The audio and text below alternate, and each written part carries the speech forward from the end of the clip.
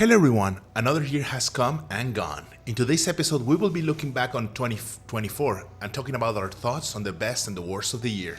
Yeah, this episode will be the end of what we're considering our third season, so join us in talking a little bit about our favorite moments and some of our ideas for next season.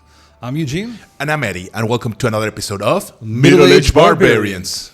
Here on Middle-Aged Barbarians, we like to cover a wide range of topics, from tips and tricks on how to run your games, class and monster analysis, media and adventure reviews, and news updates. So whether you're new to the RPG scene, a seasoned player, an aspiring DM in the making, or a jaded veteran like us, stick around to watch this pair of guys be barbaric and tear your boredom to shreds.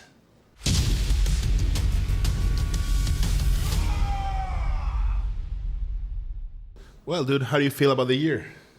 you know, when we had the idea of doing this like retro looking back and stuff, and I went and actually looked, I could have sworn we've been doing this for a lot longer.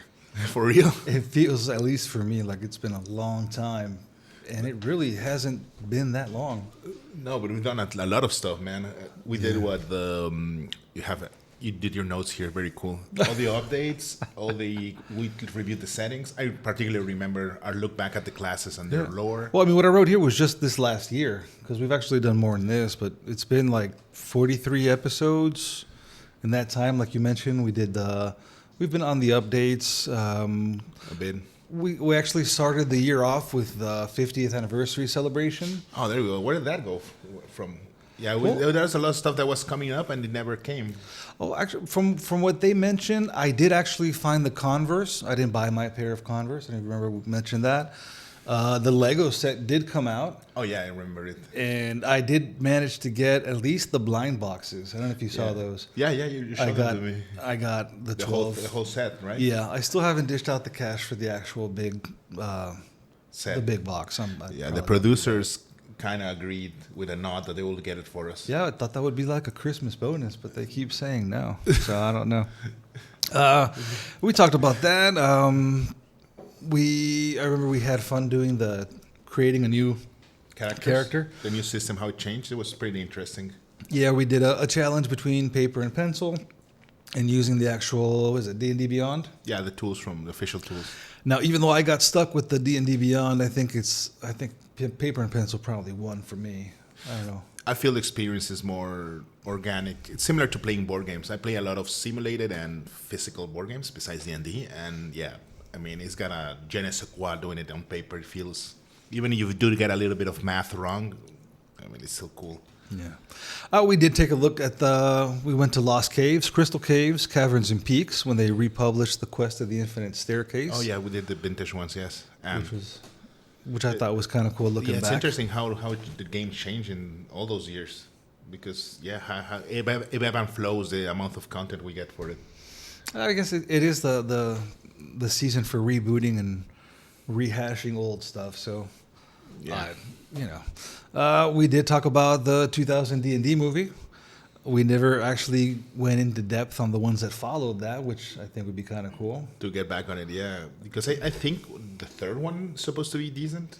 Yeah, but I think the second and third one never actually came out in the movie theaters. I think they were like for straight DVD. to DVD, and now they're just on streaming. And we did get a little nostalgic with the cartoon that was resurged from the cameo appearances in the movie to the illustrations in the books and stuff, and the published adventure. Yeah, that was pretty cool. And the models you found without the new character because they never had a healer. Yeah, I found that they added a healer in the actual module. And the toys came out too, so they went big time on the nostalgia factor there. Yeah, I mean, it's the age to sell to old nerds like us. Well, that's what you think. We did take a moment to do some before and after on retro campaigns. We looked at, if I'm not mistaken, Mastica and Ishalon, which is kind of a future successor. I mean, maybe if you want to look at it Similar. I mean, it's way. a different origin, but it's basically the same deal, like doing Mesoamerican lore in... Yeah, but I think that Ixalan has the added component that you had like colonizers because they're vampire Spaniards, which is always a cool idea. Yeah, it's a cool idea to paint the colonizers with a white brush not be like too judgmental or anything. And we did nail the prediction on what the campaign setting was going to be for the latest DM. We had said and we guessed that it was going to be Greyhawk, and Yeah, rather than Forgotten Realms. we had it right. Yeah. So that was kind of fun. We've talked a couple bit about homebrewing options with alternative fantasy settings and ways to prepare and design your own worlds. We've delved into historical and pop culture origins of 3 classes so far. We're the gonna Bard, do the Barbarian, and the Cleric. Yeah, we're gonna do the whole thing eventually. Hopefully, yeah. How, speaking of things that we like to use in our games, we have a couple of monsters that we looked at. We put the spotlight on the Gnoll and the Lizard Folks. Which are very underutilized monsters in our opinion. So Now, I'm still a little bit sad that they didn't go for the name I had pitched. I wanted that series to be called Things We Like to Kill. Maybe the algorithm wouldn't have liked it too much. yeah, maybe it would have been censored with a K*LL or something like that. Yeah, we could have done a little abbreviation there for the name, but those are things that we like to kill in our games. I do want to go maybe delve a little bit into the deep dark, maybe a little fae, maybe do a little odd creatures, maybe not so common. Yeah, Coatl would be interesting. Speaking of Mesoamerican things. Yeah, we looked at how races and species have changed in the game throughout the couple past years and stuff, and even had a fun time smashing and passing on them, which again sadly was not the name they chose for the episode. But what can you do? Now, granted, we did have to get a little bit dirty, and we talked about some topics related to the drama that's been happening. Always trying to express both our points of view and getting quite a few interesting replies from our viewers. So thank you for that. Yeah, well, I appreciate it, even though I know some of you think that there was some funny business. No, man, we read everything. We actually talk about your messages, and we try to reply as much as we can. And to finally top it off, we actually had a couple of fun guest episodes where we had our friend Fernando and our friend Sophie over, and we talked about multi-classing and got to hear the perspective of a brand new player in this wonderful tabletop Harvey. Yes, it is. So now, as we look back, I mean, we can talk a little bit about what we've enjoyed the most during this year. Oh, for me, it has always been the research, reading, having to read. I mean, as you might surmise for hearing me, I'm kind of a know-it-all, but I like rereading stuff and getting back on track, and particularly doing the research for the classes and that sort of stuff. So that's been really, really interesting for me, and seeing like new stuff, new things, and so forth. And even the rules, seeing the new rules, how they work, it was pretty interesting. For you, dude? I think like the creative process, trying to think about ideas and stuff that we want to talk about that we hope you all find interesting, and finding ways to change the format, and because we've had a couple of facelifts here and now. So I mean, this is what we're working with now. Maybe we'll change it up in the future. Maybe. Who knows? But it's been an experience. Also, maybe we'll shave or something like that. Oh, I'm not shaving. You can shave if you want, man. No, that would be criminal. People wouldn't recognize me. I have shaved twice in my life. Oh my gosh. And I'm not doing it a third time. Maybe I'll leave my hair long. That, bald and long. That would be horrible. Yeah, sorry about that. That's okay. Yeah, I mean, and I think the guest episodes have been kind of fun. I really like to look into that a little bit more.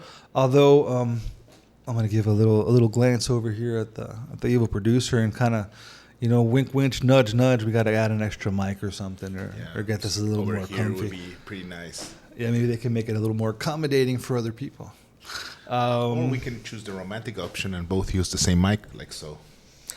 Hey man, you can choose big spoon or little spoon, but I don't know. Yeah, no, that's not the best. It's awkward. We're too big to accommodate. That's not what she said. Anyway, I'd ask you, what have you found the most difficult this past year? Oh, well, first of all, for me, it's being on time because I'm a mess. That's obviously scheduling. Scheduling, let's call that. Yeah, scheduling and balancing everything, because as adults, I mean, we have a ton of stuff on our plates. We both have families, jobs, so balancing everything has been kind of complicated. But it's been really, really, really, really good doing it. Yeah, I mean, for me, it's kind of goes in hand with what I liked the most, which was the same creative process. I think the hardest part as well was, I don't know, thinking up stuff and not getting in a rut and trying to beat that that sense of ennui, that sense of getting stuck or so, right? in doing that. So that, and to be honest with you, the times that we've dabbled in political topics and stuff, it is a challenge. It is hard to find that center line or try to be, I don't know, the most balanced in what we view as to not only to, I mean, not offend, not. We're gonna offend It's each not other. offending. I'm not worried about offending you. We've known each other for more years than I can count. But just not trying to get the idea across in the most sensible way. Yeah, there we go. Yeah, being generous, expecting a little bit of nuance because it happens. Some people just hear like certain words and it automatically puts you in a slot. And Oh, they get triggered so fast. for instance, the word triggered would cause that on some people. Oh, you said trigger, you're automatically a crypto fascist or something like that. Yeah. Which is not true. I I mean, want to get my shirt printed that says radical centrist. don't. Shout out to Derek Blackman, if any of you know some black guy. That's his screen name. I used to love watching that guy. I still listen to him on the Snark Tank. Snark Tank. I'll And check it out. He had a T-shirt out that was this radical centrist with those groovy 80 graphics. So that was. I'll check it out, but yeah, I don't know. Yeah, it's better to. Well, no, we won't get into that. Yeah. Now what I'm looking forward to most, which I guess we talked about the good, the bad. What I'm looking forward to, I really want to get my hands on the new monster manual. I want to see how they've balanced that out because I've been able to use the new characters and rules and spells with my gamers. How do you feel about it? I feel that the monsters are lacking, or at least some way to make it more balanced out, because I do feel that the new structure is very overpowered toward the player.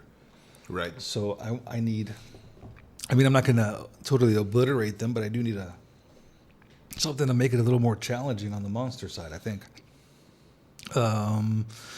Yeah, I'm still working also to try to convince the producers to do a series of Let's Plays. That requires a little bit more equipment, like a third mic.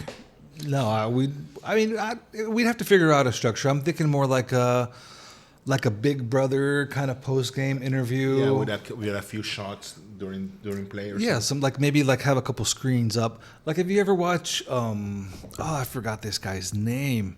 He was on The Big Bang Theory. He was on Star Trek. Will Wheaton, that's his name. He had a series a while back. I don't know if he's still doing it. I lost track. Oh, he did them on board games as well. Yeah, where they used to have that kind of like, oh, we're going to play this game, and they kind of do the intro. Not that, like more. I like to get a reality flair. We'll give it another bite. But yes, that makes sense. And that, and I'd like to go more in depth in the home brewing process. Yeah, for sure. Maybe do something and work it out with the producers. With that map building episode, I really thought maybe it'd be kind of cool if we maybe like combine our brainwaves and make up maybe like a simple setting and like put in the lore and then discuss it and actually make something. I think that'd be kind of cool. I don't know if the viewers will be bored or interested. You can let us know. And we'd probably give a little freebie there or something like that. If they want it, they can have it. I'm cool. Yeah. What about you? What are you looking forward to, Eddie? Well, first of all, speaking of the drama, first, the drama, I love drama behind the scenes. It's chef's kiss. But I also like to see what's going to be the whole thing with the third-party movement, like the third-party producers, people who produce third-party content. What new stuff is going to come up? Because like we talked about when you talk about politics, obviously some people are not satisfied with the way this game is going in the mainstream line, but probably some other publishers will give us something interesting with another taste, another way of making games. So I'm looking forward to that. Well, I was going to ask you, we were talking to the producer a little while ago and talking about like not only our retrospective, but the game itself, like how we've seen the game change and grow or not grow these last couple of years. I know a couple of years back we had the OGL problem. Yeah. There was all the drama with that, and then the stuff that's been going on through the year. Like, what were your biggest flops maybe or misses for the game itself? Well, first of all, the OGL thing was really, really bad because stuff like, I don't want to call piracy good per se, but a side effect of piracy or extra availability of stuff, it's that more people do pay for it. So having like a free option is really good. And when they try to be sneaky about that. That lost a lot of credibility. So I mean, I still remember some players when we played third, when the OG was first put into place. How I sent some people, oh, okay, we have the books, but as a reference, you can go and check the document and read it, and it's official, so it's the same rules. It just doesn't have the flavor and so forth. So I don't know. I dislike that kind of trying to close up the system, similar to the emphasis they're giving it to digital tools. That's also like, I don't know, man. That's I kind of feels like they want to sell you a subscription as well, which I dislike. Yeah, I think that was the idea behind the whole process, was they did want to find like a renewable source of income from the players by making you pay for stuff you already bought in a way. Yeah, so I don't know. So I hope like third party versions will help with that a lot. I mean, well, it's still, there are a couple of systems. I would not like to change systems, but also systems that come out are interesting sometimes to check them out to see how they work. So, well, I remember we also had the issue with, like, for example, WizKids, when they changed they gender swapped the warrior when they came up with their figure. That caused a lot of craziness. A little bit of eye rolling. What else was there that were like big misses? Obviously, stuff that we've talked about, like the forward and the introduction of the history book, the canceling of the Dragonland series. Or if it ever existed. Oh, that was sad. I don't know what else. What else was there that we? Obviously, when we talked about in a previous episode was the whole Elon Musk thing, which I'm not sure if anything has changed much, but no, I don't think. Probably not. He just speaks. I mean, he's busy changing the U.S. government, I guess. Yeah. So I mean that. What? So you mentioned third party, but with D&D itself, do you see anything positive coming? I'm thinking, yeah. I mean, I'm sure they'll make some very, very good stuff. Probably some new campaign settings. Probably that, and the idea of a new campaign setting or something besides Greyhawk would help them in the sense of they could do another focus into another sort of ideological bent. Maybe they'll do something that way. I mean, I hope it is something new and not just something that they grab and reskin. Yeah, that's kind of the problem that I mean, in general, corporations are that way. They want to go through the safe route, but I mean, you can do so much stuff with fantasy, so many original things, and we have a system for that. So, you know what? Actually, somebody mentioned in one of the previous videos in the comments about like Oriental Adventures. I don't know if you remember that. I think that would be something really cool. I mean, they probably have to change the name. Yeah, I know. I don't know. Maybe Eastern or something like that.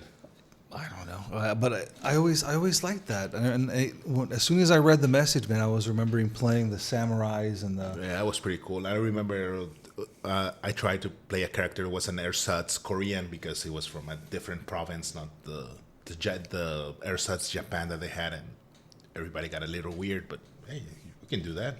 There are different cultures in the actual world. Yeah, I was remembering the Yaijutsu and the Bushido code for the samurai. Like it's like an Asian paladin.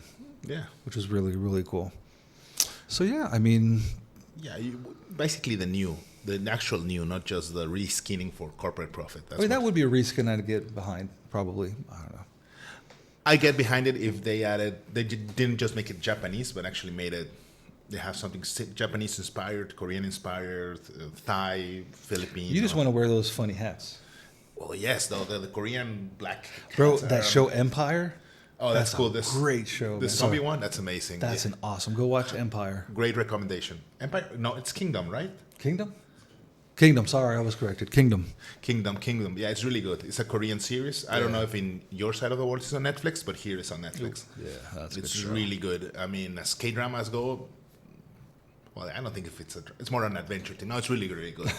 It's really good. I mean, and I don't really like zombie shows. That one's an exception. It's really good. Yeah. Well, I mean, all in all, I think this kind of covers what we did, what we've done, what we think about it, and what we wish to see. Yeah, we feel really satisfied with it. I mean, it's been quite a bit of work, but we're here, man. I'm telling you, man, it feels at least like 3 years. What is that? High five? Ooh, high five. Just shake the camera. Oh, yeah, sorry about the camera. Anyway, so yeah, and we appreciate those of you that stick around and actually listen to us banter for a while. And we appreciate it. Yeah, thank you. Thank you. Even if you disagree with us, we're happy to hear from you. Yeah. Particularly if you disagree with us. Makes it interesting. So, that's the end of the video. If you hadn't already, please drop a like and subscribe to the channel. And please feel free to leave us your comments, suggestions, and questions below. Also, come follow us on our other social media like Instagram and TikTok, and join us on our Discord channel over on the ND Hobby server. Links in the description. And as always, remember to rage responsibly. We'll see you in the next episode.